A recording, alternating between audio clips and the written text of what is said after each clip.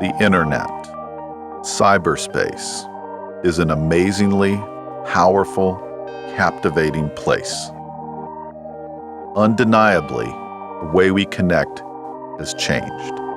Back in the day, we were getting questions from teachers, and they say, you know, along with all this stuff, this bullying that we're talking about here, what about that stuff that kids are doing on email?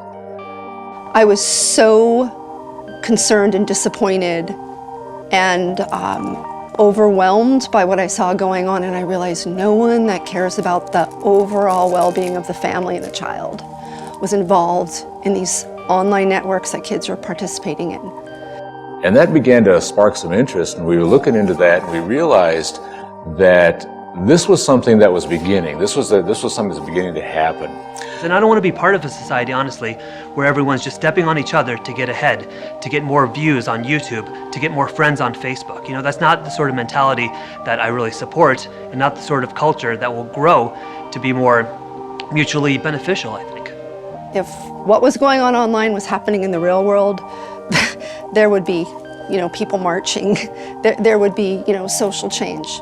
As we begin to learn the entire nature of this technological and cultural change, we quickly realized that perhaps we were unprepared, or maybe just naive. If we wouldn't accept offline behavior, then whoever said we should accept it online?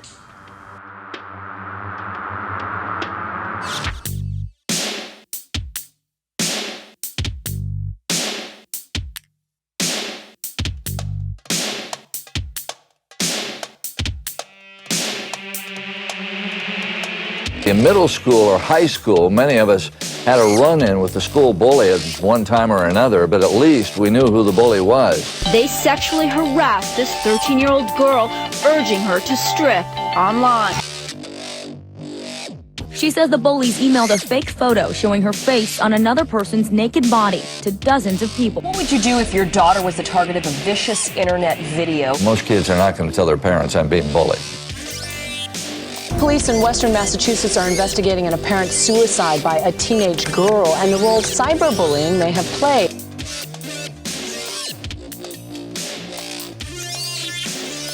According to a recent study, only 15% of parents even know about this problem. By the way, if you're sitting at home right now and you're saying, well, my son or my daughter has never talked about this, don't think that doesn't mean they haven't been the victim of it. Bullying is an aggressive behavior that one employs to cause harm or stress to others. Occurring in relationships in which there is an imbalance of power, bullying is often recurring and intensifies over time. Cyberbullying has emerged through email, instant messaging, chat rooms, blogs, or through messages and images sent via a cell phone. Experts like Dr. Robin Kowalski help us understand the easily overlooked effect of cyberbullying. The venue by which cyberbullying is going to occur most frequently is going to be the venue by which they're communicating with each other. So now your social network sites are really creeping up, like MySpace, Facebook, things like that. And of course, physical bullying can have detrimental effects, but a lot of times those bumps and bruises heal pretty quickly. Right. But the emotional bullying can really create baggage that kids, carry with them a long time. Oh, absolutely. If you look at like depression, anxiety, self-esteem, school absences, physical symptomology, all of those effects are elevated, particularly for kids who are bully victims. So they are both victims and perpetrators of cyberbullying. Robin goes on to explain the unfair balance of power in cyberbullying. While the traditional bully can cause physical and emotional pain to the victim, cyberbully has more than fists to attack with. Online, the cyberbully can publish degrading messages about the victim, spread digitally altered photos, impersonate their victim, and even assume the victim's identity online and affect their relationships with others. Even though the cyberbully is at a distance from their victim and unable to inflict physical pain, the arsenal of the cyberbully is vast and ever-growing. Cyberbullying really took on a life of its own, and as we started to study it and get data from students, and not just percentages of how many have been victimized, but also hear about how it's affecting them emotionally and psychologically, and then of course with the growth of technology usage amongst the adolescent population with cell phones and smartphones and the internet and social networking sites, it really was something that we knew that we needed to study because more and more kids were being affected. How many people in this room have ever been a victim of some sort of internet harassment? Somebody spreading rumors about you, a bad text? Raise your hand. When kids are bullied or harassed or mistreated or threatened or embarrassed or humiliated using the internet and computers and cell phones, they tend to struggle. They tend to struggle emotionally, they tend to struggle psychologically, academically, with behavioral problems, and so we as a society need to step up. Shayla, like many of her classmates, is a victim of cyberbullying. Though she doesn't have physical scars, the effect of cyberbullying still leaves a devastating mark. I was cyberbullied, called fat, called all these names because on statuses things are said that shouldn't have been said, and it's really hard to read that status, know it's about you, and then read all the comments and know that they're all about you and that you go to school with these kids and then everyone thinks so bad about you when you do so much for school. When it comes to cyberbullying, because it's so easy for kids to bully with the unlimited access that they have to digital devices, with the lack of accountability that they're held to. The difference is that a victim today is slapped over and over and over, and they can't get peace. It's not victimized once, it's victimized 100 times over. Mary is referring to the enormous effect of bystanders. Bystanders are those who either do nothing or join in on the harassment. With cyberbullying, the number of bystanders has the potential to reach into the hundreds of thousands. Bystanders often become bullies themselves, forwarding or amplifying the bully's hateful message or chiming in with their own. In the physical world, someone says you're a jerk, they say it to your face. You can respond. In the online world, kids can be anonymous. You don't know always who's harassing you. Saying to someone online, you're a jerk, it's not just perpetrator to victim, it's perpetrator to victim and hundreds of other people. If you think about that anonymity component, people will say and do things anonymously that they would never say and do to somebody's face. So that really opens up the potential pool of cyberbullies. With secured anonymity, cyberbullies are indirectly aggressive, which some experts say is common to one particular group.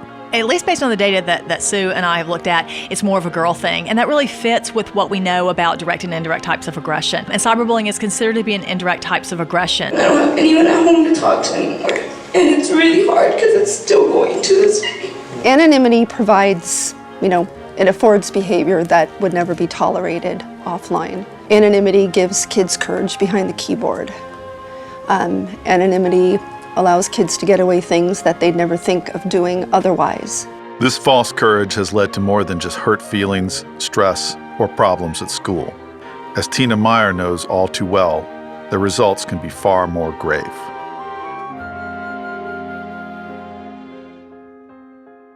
Well, everyday life was pretty interesting. I had 2 daughters, and the girls both went to public school. Megan was a type of kid who kept you on your toes. She was diagnosed with depression and attention deficit disorder in 3rd grade. It was a busy lifestyle, but it was good. My girls were great. We did a lot of things, family vacations. Her dad and I decided to switch her to a private school for 8th grade. And in between that 7th and 8th grade summer, Megan started working out. She joined the volleyball team of the new school, started making new friends. She noticed after about 3 weeks in that everybody had a MySpace. And I wasn't too thrilled with the MySpace. And the rules were that I had her password to her account. Megan did not have her password to her MySpace. Tina explains that Megan immediately began uploading photos to her MySpace page and connecting with friends from school. She was very happy, especially when she met Josh. It was about 3 weeks in, and she received a friend request from a boy named Josh Evans. And the friend request would come in, and it would show a picture and the name. Megan called me over to the computer excited, Mom, come look at this. I went and I looked and I said, okay, who is that? And she said, I don't know, Mom, he's hot. I said, well, Megan, I'm great. You think he's cute and all, but how do you know him? And she goes, Mom, I don't. He's hot. Please let me at him. And I did let her at him. Like a typical teenage romance, Megan and Josh grew to be close over the next several weeks. However, as Megan's 14th birthday approached, things changed. She got a message from Josh that said, I don't want to be friends with you anymore. You're not a nice person. And Megan was confused. She was Like, where is this coming from? What the heck? So she responded, what are you talking about? Where'd you get this from? But there was no response. I said, listen, Meg, it's late. It's time to go to bed. You can deal with this tomorrow. The second we get home, she instantly wants to get on MySpace. She wants to know, what did Josh have to say? And the message from Josh the night before was, you heard me. No one likes you. No one wants to be friends with you anymore. So about a half an hour later, I called to check on her, and she was sobbing to the point, I could hardly understand what she was saying. She said, Mom, they're being horrible. I can't even explain it to you. You're going to have to come home and see it for yourself. When Tina reached home, she saw that Josh had recruited 2 other girls in the attack. They simultaneously sent vicious messages about Megan to all her friends. There were things like, you're a fat bitch. No one would ever go out with you. You're nasty. You're disgusting. It was devastating to her. Panicked, embarrassed beyond belief, and crying, Megan took off upstairs to her room. Probably 20 minutes went by, and I just got an absolute horrible feeling. I don't know how else to describe it, throughout my whole body. And I took off running upstairs to Megan's room. I opened her door and I found her hanging in her closet. There's not even words to describe the absolute horror, petrifying, shock. I ran and grabbed her and started screaming, but I couldn't get her down. Her dad, Ron, ran up the stairs, started grabbing her down, and I ran and got a knife. Allison, our neighbors down the street that were like our family friends, we screamed to her to go get Blaine. And he grew up with Megan. He was 17 years old and a lifeguard, and he knew CPR. I ran down there, and she was laying on the ground, and then I remember the closet being open, and like just the whole shelving unit just ripped out, and she was just laying there, and then and Ron was just giving her CPR, and then that's when I just kind of took over until the paramedics came. The first few minutes of seeing her after she was hooked up with everything, even to this day, devastating. The doctors then came out and told us, really, it doesn't look good. I think I fell on the floor, thinking there's no possible way this is happening. They turned the machines off, and we held her when she passed away. And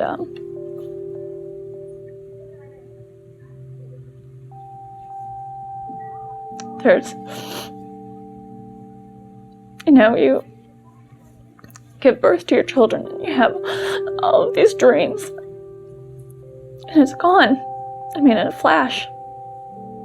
There's nothing you can do. As parents, we're so worried about protecting our kids, and we can always fix things, and I couldn't fix this.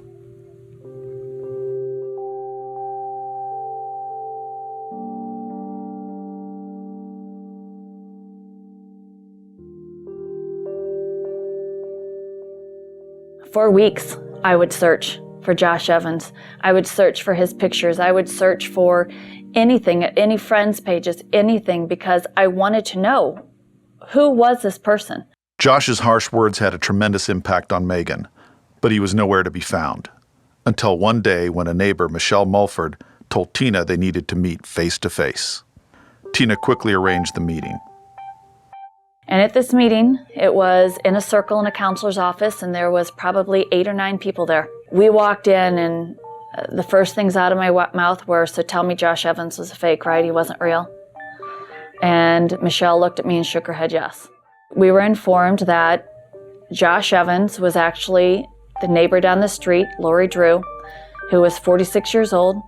Her 13-year-old daughter, Sarah Drew, who had been friends with Megan since the 4th grade, and Ashley Grills, who was 18 years old, who did some part-time work for Lori out of her house. Those 3 were Josh the entire time. They were hoping the Drews would come forward. Unfortunately, they never did. They lived 4 houses down the street. I wanted to destroy them. They did all of those things. It's pretty sick and twisted. It's assumed that Lori Drew had arranged the entire hoax in an attempt at gaining Megan's confidence and learning what Megan felt about her daughter. When I first heard about the Megan Meier story, I was very saddened to hear that, okay, we've got this girl and she's got all sorts of potential, and then we've got these activities being done against her by someone posing as a child who's actually an adult.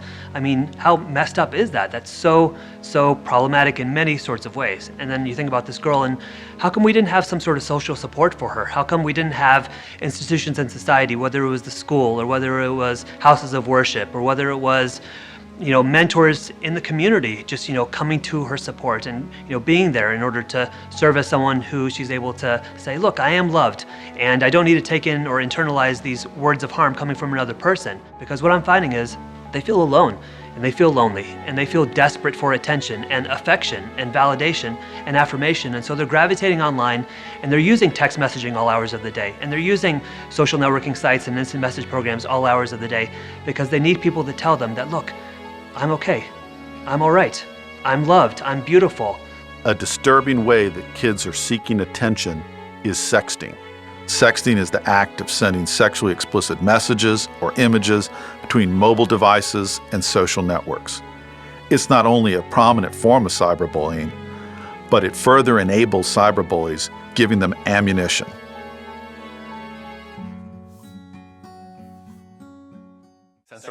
Sexting, oh yes. Yes, my students love to talk about sexting.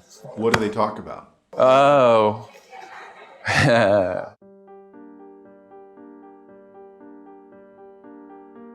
And like in my school that I was just in, a girl sent a picture to her boyfriend, okay? Her boyfriend sent it to his homeboy, and the homeboy ended up sending it to this girl because she got it or something like that. And then the girl took her picture that she had and made it into a forward text and everything. So, and then sent it around the whole school, and everybody was like, she didn't even know people had this her picture and had this forward talking about all this crazy stuff that she has, and because it was one of those kind of pictures, and she was like, oh my gosh, and everybody's laughing at her, and she felt embarrassed, and she felt she was being bullied, Has anyone asked you to send naked images? I've been asked before, but I've done it, I swear. But I will tell you that young people have told us in the surveys that we've done that what they're doing might negatively impact where they go to school, or it might negatively have an effect on a job interview 10 years from now. But I think too many young people still think this magic Teflon of it won't happen to me. Have you ever sent a picture of yourself to a girl? Yeah. Do you feel worried about it? Not really. 40% of young people tell us that they are sharing these nude or semi-nude images with people that it's not intended for. So even if you think it's private, it's not. Have you ever had a sex sent to you? Yeah. Did you show it to anyone? I did, yeah. Why? Well, they just were like, what's she look like? And I was like, all right, hold on. And then I pulled out my phone, I showed them, and then they're like, damn. So I think most of them just want the boy to love them. Not even to love, just they want to get attention. Girls love attention. I used to talk about it like trophies, what girls have you been with? What girls have you been with? And you just show them a picture and be like, oh, yeah, that's what you got? Look at this. Have you ever asked a guy to send a picture of his penis? Yes, I have. Why? Because it's apparently a common thing, a hot thing that's done amongst teens. Do you feel like you jeopardized his future? I feel no, because I'm not gonna, because everybody did see it, but I didn't send it around, I deleted it, I didn't want my parents to see a picture of a thing in my phone, so, I was like. They're so innocent. They're so immature. Did you feel guilty for even asking him? Yeah, I did, because I was like, yeah, but I didn't force him to send it. I asked him for a picture of his and he didn't, his reply instead of saying yes or no was a picture. It's very hard for them to understand it's not a game. It's very, very serious. Hope made a mistake and took a nude photo of herself. But of course she had a crush on one of the boys sending these pictures, thinking that the person they're sending them to would be the only person that would ever see them. But that is a lie. The pictures are forwarded. push the button, not even knowing who they sent it to. The second photo was taken on a cell phone of one of the girls in the group. Her explanation was, "Mom, we were scared. They wouldn't stop calling." She said, "Mom, I just did it to get it over with, so they would leave us alone." And it became apparent to her whole school, along with at least 6 other schools in the area. There's not much said about the effects of it afterwards. Computer, cell phones. She suffered a lot of ridicule. Hope was suspended for the first week of the new school year. I noticed there was a change in her mood. She said, "Mom, I had a really bad day at school, and some boys were sitting at my table at lunch. They wouldn't get up, and they were calling me whore and slut and making fun of me." She said, "I tried to fight back and tried to tell them to stop. It ended up being a yelling match, and I lost it," she said. There was a lot of cyberbullying going on that I had no knowledge of, that there were 5 days of very visual, obvious bullying, violence. Hope would sit in a classroom to hear name calling. "Here comes the slut. Here comes the whore." Hope spent her week of school having to be corralled by her friends, moving from one class to the other class to avoid being shoved into lockers and spit on and called names.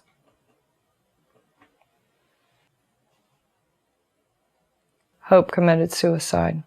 It was a Friday. Hope was a typical, beautiful, average American girl. What happened to her can happen to anybody's child. I was a Secret Service agent for 14 years, and I protected presidents and vice presidents and foreign heads of state. And what you realize in life is there's nobody worth protecting more than your own children, your own family. The statistics show that about 43% of kids report that they have been cyberbullied or been involved in cyberbullying in some way. Because of the technology and the anonymity that comes with the technology or can come with it, kids who before would never have thought of being bullies, of harassing or hurting other kids. This is something that's going to get worse before it gets better. I've heard some parents say, well, take the cell phone away, take the internet away. That's not going to happen. What you got to do is to be able to come to this thing on its own terms, come onto the turf, play on that field, and protect our kids. I don't think that's going to get any better. I think it's frankly going to get worse in the future until sooner than later somebody figures out a way to nip it in the bud and put an end to it. Schools have always been a breeding ground for bullying. Now that the same is true for cyberbullying, some might wonder how the schools are prepared to handle it. Do you guys think that cyberbullying is a serious issue? Yeah, definitely. It's like the leading cause of teen suicide. Cyberbullying, it's one of our new enemies. One of the enemies at schools we have a very difficult time putting our fingers on because much of it doesn't happen when they're in school. These are issues that happen outside of our walls. Do you think that schools are doing enough to address cyberbullying? No. They don't even talk about it or anything. I mean, I'm most afraid of kids thinking that we are not listening. I believe that once it becomes something that we are aware of, if we do not address it, notice I said address it, not solve it, because to solve it, we need some other stakeholders. We need parents involved. We might need reports from teachers. We will definitely need involvement from law enforcement. Unfortunately, a lot of law enforcement requires for someone to be hurt first or killed first. Before they take action. When they hear about these things that happen to other kids, they're like, oh my gosh, that is really horrible. But then they go right back to doing whatever they want to do. You can't really understand it fully unless you experience They that. know about it, but people don't take it seriously enough, and they don't take care of their self enough on the internet. For us to even think that certain dollars could be set aside to address cyberbullying, I'm going to say that that's going to be a far reach. Also with like the schools and everything, like they constantly tell you, oh, be careful what you post, be careful what you say and everything, but they don't really tell you what will happen if you're not careful. I think it's a little unfair to say that it is our issue to deal with. Our filter system does not allow kids to even check email. So the attacks or the strong statements that kids are putting across the airwaves is not beginning in schools. What are your thoughts on sexting? Sexting. Bad. Very It's bad. Really bad. That's like it could end you in so much trouble. That's the worst thing that you can do. Anytime you say sex anything in schools, especially these days, scary red flags go up because it's difficult to anticipate how other folks are going to interpret that kind of teaching. I think that probably sending pictures is the worst thing you can do. Yeah. And usually girls like that do have low self-esteem, so then they are more prone to getting cyberbullied later on too because of that. If someone were to send an inappropriate picture to someone else, that person could forward it to anyone, and he has power pictures over of her because he can manipulate her with those pictures, and he can get her to do anything with those pictures by threatening her with them. The feelings that you get from that everyone and anyone could have that picture of you, is just like, it makes you, like, your stomach just turns inside of you. That's what causes these like issues with suicide and depression. I think that for something like cyberbullying, we need to get kids much more empowered and much more involved. I believe that that's really going to be the only way that we build some trust in that, one, that they're not alone, and two, that the adults are listening and ready to take action. There seems to be a disconnect between what students are experiencing and what the schools are able to address. Principal Rodriguez says that most of the cyberbullying happens outside of school, which means parents need to be more involved. What he said next was very concerning. And I think what makes it even worse is that since this is an emotional piece that kids are dealing with, many kids don't even share. If cyberbullying is happening outside of school and is in the jurisdiction of the parents, what are they to do when most of the cyberbullying goes on below their radar? Cyberbullying is a very difficult problem to deal with because our victims don't tell us. The adults, a lot of times, even when you talk to them, a lot of times they don't really take it seriously too. And also, sometimes they just don't feel like listening. And then sometimes the child doesn't want to go to them because they're scared the adult will overreact completely. When I talk to young people, and this is literally from little kids in elementary school up through high school, they tell me exactly the same thing. And what they tell me is, I don't want to talk to the adults because they don't know what's going on. They're going to overreact, and then they're going to take away my stuff. Say I'm a parent and I want to monitor my kids on the phone and on the web. What do you guys think about that?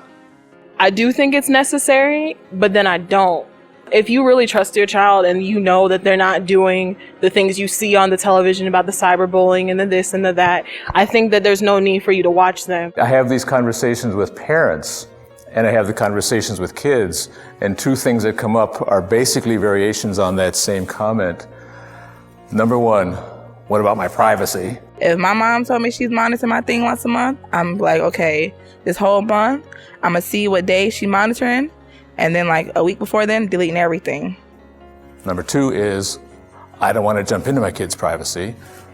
And my reaction to that is, you don't have to be in their business every day, looking at every single email, every single text, reading everything that's posted, and so on and so forth.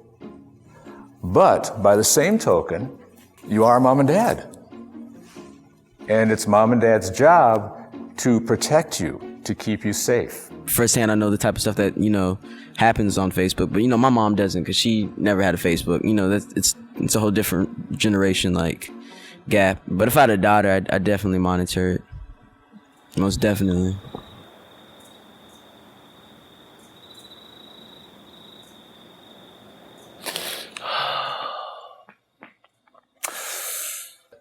Had I known what was on those texts, had I known what was on Facebook or YouTube and seen and been aware or acknowledged it, I would have taken action immediately. I would have done anything for my daughter.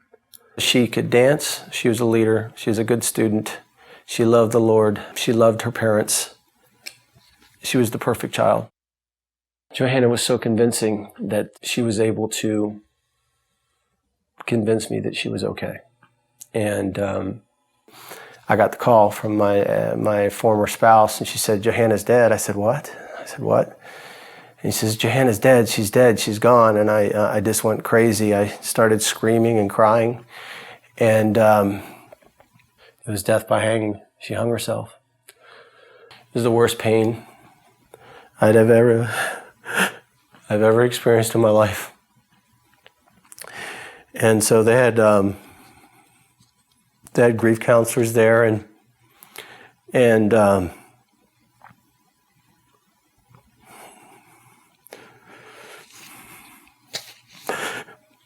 my brother-in-law was there.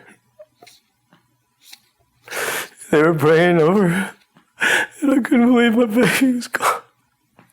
I just talked to her the night before.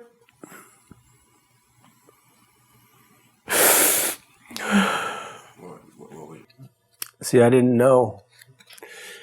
Parents, I don't think, are aware of because they're so busy trying to keep up with the bills and prepare for the next day. And there's a subculture of YouTube, MySpace, Facebook, texting. And when the investigator came to my house, because I had some questions, and she had showed me some of the stuff that she had written, I had no idea. John feels responsible for his daughter's death. Even those parents that stay on top of their children's online activities aren't able to prevent tragedy. Remember Tina Meier? She openly communicated with her daughter Megan, setting expectations and even monitored her messages. But once the bullies showed their true colors, damage was done. Although kids are experiencing a spectrum of pain over what's happening to them online, and in the worst cases, death, no one we've talked to has managed to come up with a solution. So when a child is cyberbullied, if they don't keep it to themselves, they tell their parents, who might try to take their technology away or monitor their kids with software. But that's not enough to stop the cyberbullying. So they reach out to the schools. The schools aren't sure how to handle it, so they toss the problem back to the parents. Then the parents take the natural next step. They pick up the phone and call an attorney, looking for the legal system for answers. And we know that the prosecutor and the police, they're unable to prosecute all these crimes.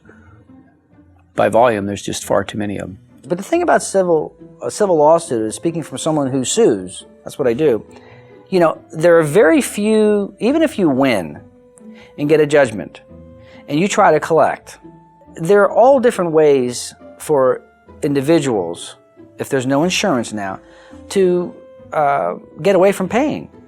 And the ultimate is file bankruptcy.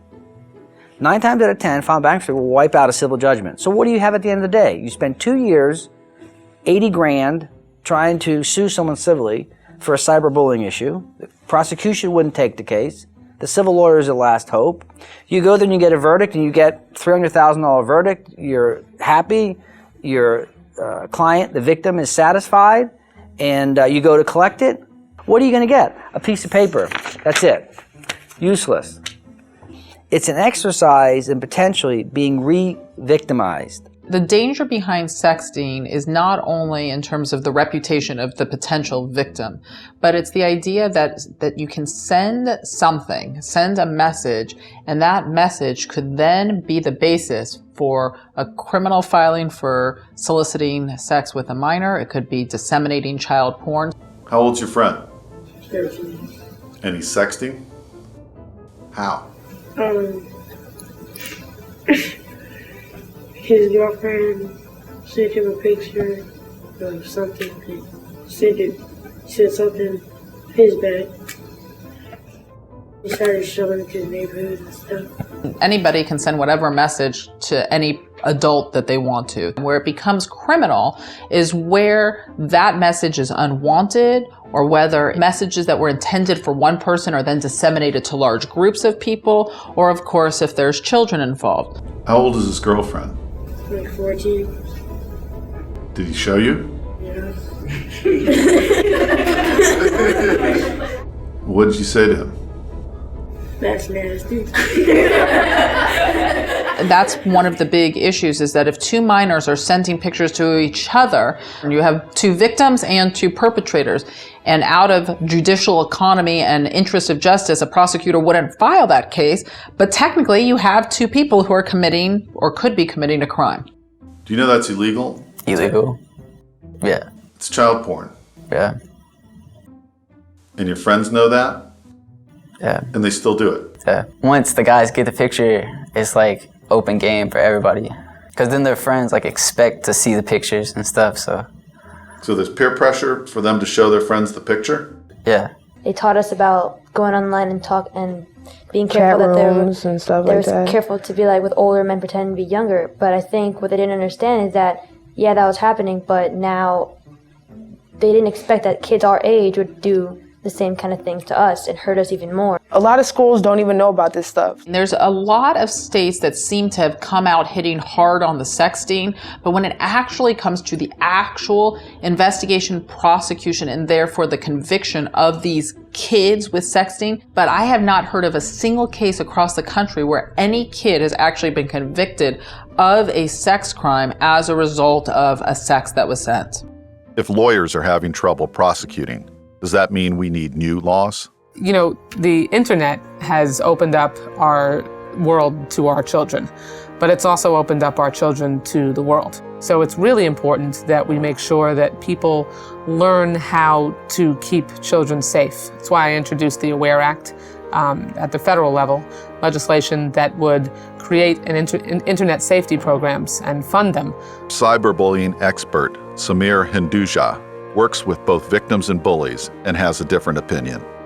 I'm actually not in support of a federal law to support cyberbullying because I believe that each state should look at this issue and see what's going on in its various school districts on a individual type basis. Because honestly, in some states, in some regions, it might not be as huge of a problem as it is in others. You know, it's often been said that people in Washington can't tell people what conclusions to come to in a discussion, but they can often pick the topic. They can often lay out the groundwork and lay the topic out for the national discussion. You can have something to do with deciding what people talk about at their dinner table. And this is a very important conversation to have, particularly because, back to where I started, it's right there at the dinner table or right there in the child's bedroom where this harm can take place. There are varying approaches that you can take. There are some that believe that punishment is the right approach. I think because you have First Amendment concerns, free speech concerns, we do have to be very careful about limiting communication. I think that one tack that a lot of individuals are taking, such as Tina Meier, the mother of Megan Meier, is to talk to politicians and talk to legislators and talk to the powers that be in order to make decisions as to laws or policies that can be passed in order to deter cyberbullying and other forms of teen technology misuse. My only concern is that most of the youth that we know are not going to be deterred just because we have a law or policy in place. Most parents don't know that there's the Children's Online Privacy Protection Act that's been around since 1991, and it makes it against the law for any website operator to allow a child under the age of 13 to join that site without getting parental consent. The Federal Trade Commission, who's behind the law, I believe could step up their education and enforcement efforts, because every day that a child under the age of 12 joins under the age of 13 joins a mainstream social network, it's a slap in the face to the law. Now, we talk about wanting to use laws to protect cyberbullying. If we can't carry out a basic one like that's been around for 10 years, I'm concerned. But what does it take for a police officer to respond to a cyberbullying call? Chicago, Illinois, often recognized for being the birthplace for a majority of today's street gangs, is the home of Cook County Jail, the largest single county jail in the United States of America. Sheriff Dart oversees this operation, and has his hands on the happenings related to crime in Chicago. With all this going on, it may be hard to pay attention to cyberbullying. You can imagine, once again, when you have a lot of very serious offenses going on, if you get a call to your police department saying, my son or daughter is being targeted via the internet, you can see where someone who's overwhelmed with homicides and rapes might sit there and say, well, mom or dad, just handle it. Law enforcement frequently is reactive, not proactive. But I'll tell you one thing that I have always found to be horribly effective at getting people's attention: go to the media. The media loves to talk about stories that are human interest involved, that have someone who's clearly being victimized. Most people would rather have a rapist in jail than a cyberbully. But if the police are too busy to take a call, is the last resort really to call the media? Samir notes that although cyberbullying laws are a sign of progress, they won't have an effect on the decisions that children make. If someone wants to give you grief, they're not going to think, oh, I remember that my state just passed this law and prescribed this penalty or punishment against this behavior last year, so no, I don't think I'm going to do it. No, if the opportunity is presented to themselves, then they're probably just going to respond by emotions and act out. One of the things that we know about traditional bullying is that most of those kids who bully learn it from their parents. They pick up some type of bullying behavior from their parents. So often what we found in the research is that boys who were bullying other boys were often being bullied by their parents, and sometimes in the form of abuse. Have you ever been a bully? Yes. Why? Why were you bullying people? Because of the problems that I had at home myself. So we used to go and drag their parents into the school and say, hey, your kid's a bully, and we found out that that was sort of the opposite thing that we should be doing, because those kids were getting knocked around at home, and when they came to school, they were acting out that behavior on their classmates. I was going through a lot of abuse, physically, emotionally, and I needed somebody. If I can talk to anybody, then I had to take the anger out on somebody.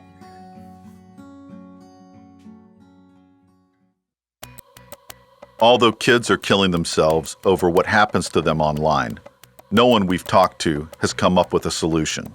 So when a child is being cyberbullied, if they don't keep it to themselves, they tell their parents, who might try to take the technology away or monitor their kids with software. But that's still not enough to stop the cyberbullying. So the parents reach out to the school. The schools aren't sure how to handle it, so they toss the problem back to the parents, who reach out to lawyers, who might take the case or might not. But if they take the case, it won't stick in criminal court. So the parents end up in civil court. And if by chance they win the case, they might get money or they might get nothing, getting re-victimized and bled dry by legal fees. So instead of reaching out to the lawyer, the parents reach out to the police, who can hardly take their call. So then it falls back on to the parents. And who knows how long it would take for the parents to get in contact with the social network, to get the cyberbullying content removed, or chase down a kid who is forwarding a trophy picture of their child's naked body. So we've got one big mess of roadblocks, where both the child and the parent become victimized and re-victimized. It's becoming more and more apparent that this problem is evolving beyond our conventional means of containment. Schools, social sites, laws, law enforcement, and to some extent even the parents don't seem to be the answer. No conventional answers.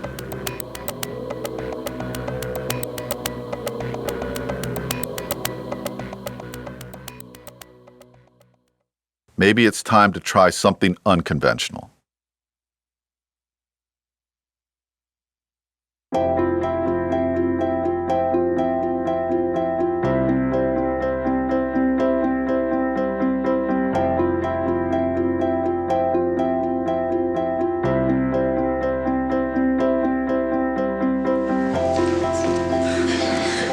Well, I think one of the things that makes people not want to help out is, they feel bad for the person that's getting cyberbullied, but then they think, if I try to help out, I might be picked on too, and I don't want to feel like that person. If you turn the tables on the people that are bullying, and you outnumber them, you have a bunch of people commenting saying, knock it off, like, this isn't cool, this is not funny, then they're the ones that feel isolated. They're the ones that won't want to do it again. They feel like the person that was originally being bullied. I've never seen any bully recover from that and keep doing it, Every single time I've seen it just end there, and it never happens again. Well, I agree that it would be nice to be able to point the finger because it's a huge problem. But I don't think pointing the finger short term or even long term is going to solve the problem.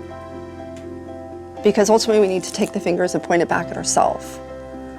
Whether, we're the parent that's not involved, or whether we're the young person that's doing the bullying, or the one person that's standing back and not doing something when they see someone becoming a victim. Bystanders have a humongous role to play. And I think that when it comes to these education and awareness campaigns, they should be in large part directed towards bystanders, because maybe you aren't the victim or the target, and maybe you're not the offender, but I promise you, you talk to any teenager, and yes, they've seen this happen at their school, amongst people that they know, amongst maybe even their best friends. And I know when I was being bullied in middle school, I would have loved for someone to have stepped up, maybe a friend, and said, look, Samir's really struggling, you gotta just check in on him and make sure he's doing okay, and kind of say something encouraging to him. Because I felt completely paralyzed, and I didn't know who to turn to whatsoever. When I don't have anyone at home to talk to anymore, and it's really hard because it's still going to this day.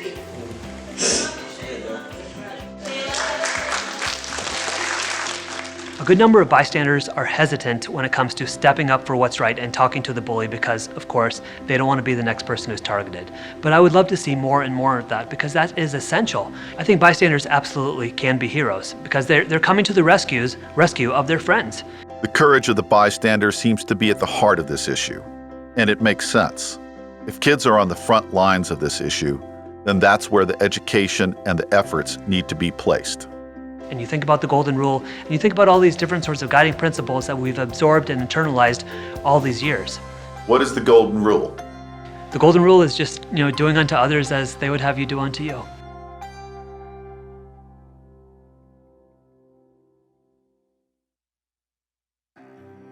Educating bystanders, as well as victims and bullies, is essential. Programs like the one David Levine leads is just one example. David fights bullying by teaching children across the country about empathy.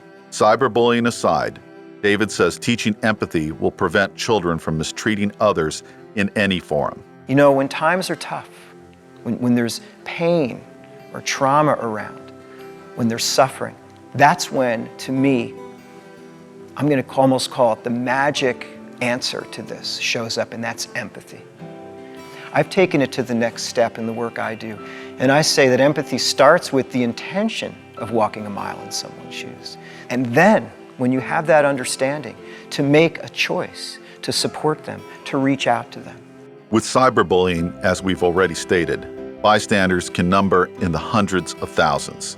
And they have a choice. They can join in and become cyberbullies themselves.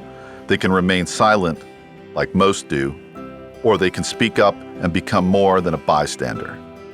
If you're tired, raise your hand. I want you to write a negative word somebody has called you or directed towards you. To be fair, crumple it up and throw those papers right up here. 1, 2, 3. Oh. We keep waiting for a filtering system, a monitoring system, a firewall to stop all this behavior to come in. Our kids are jumping over the walls, under the walls, through the walls. They're at the front line. They've got to step up and say, this is a problem in my community. Let's do something about it.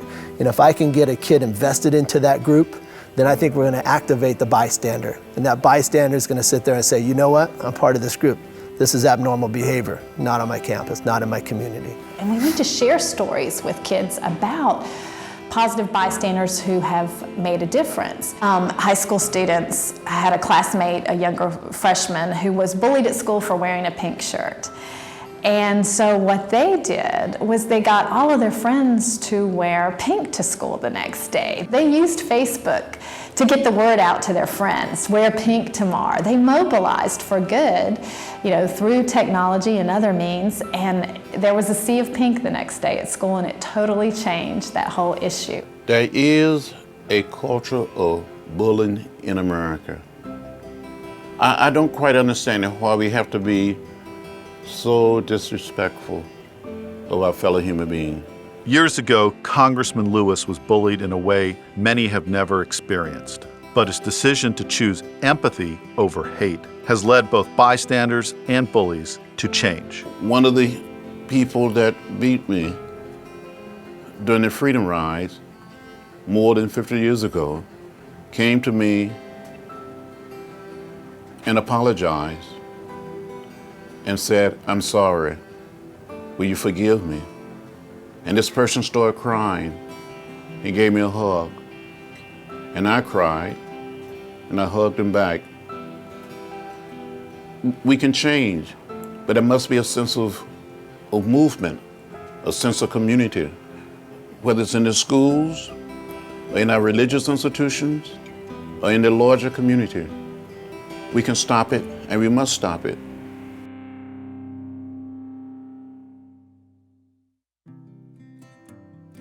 There is a bullying summit at the White House. Thank you. Preventing bullying isn't just important to us as President and First Lady, it's important for us as parents. I want to thank you for being part of what's a growing movement, led by young people themselves, to put a stop to bullying, whether it take place in school or it's taking place online. Tina Meier is invited, and a side meeting is held by Facebook. Can you tell us what your goal was in attending the conference? Well, I think that we want to make sure that we're working on our safety center that's going to do, I think, a really great job of providing more resources for people who find themselves in this circumstance. Awareness is spreading. This problem is not confined to K-12 youth. It affects our whole society. I do this because I want real voices, I want average voices to be heard. And I do this because it's not just about the experts. It really is about the young men and young women who are suffering through this right now.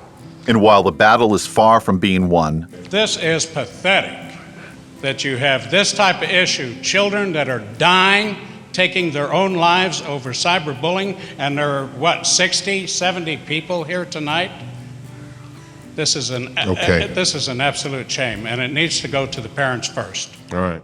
People across the country are educating each other about the reality of this virtual world. Parents need to have two approaches. They need to understand what their kids are doing online, but they also need to know their limitations. You're not going to know everything that your kids are doing online. It would be nice to be able to blame, some big company somewhere. It's us as a society that needs to step up. Even some of the media are getting it right. We wanted to know what the issues were, what the world issues were that were worrying young people.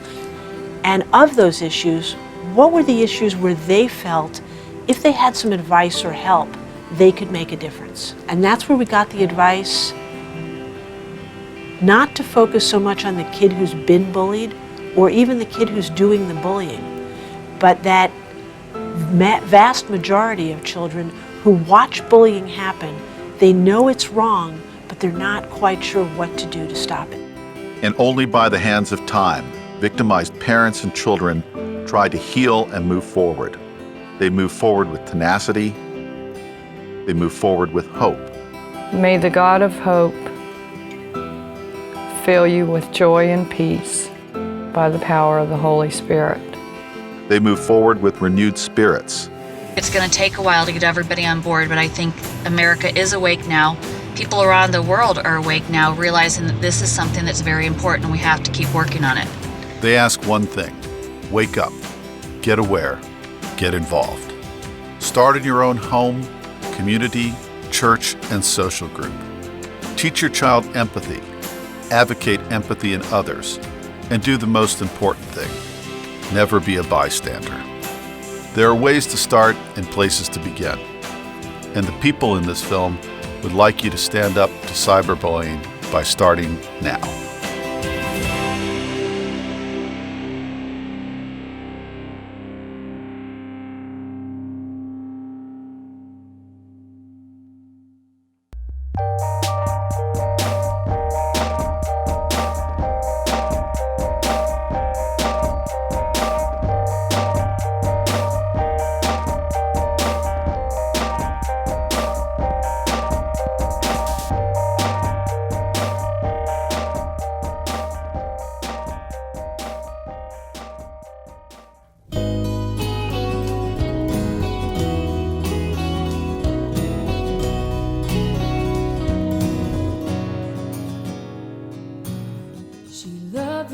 ocean breeze at sunset.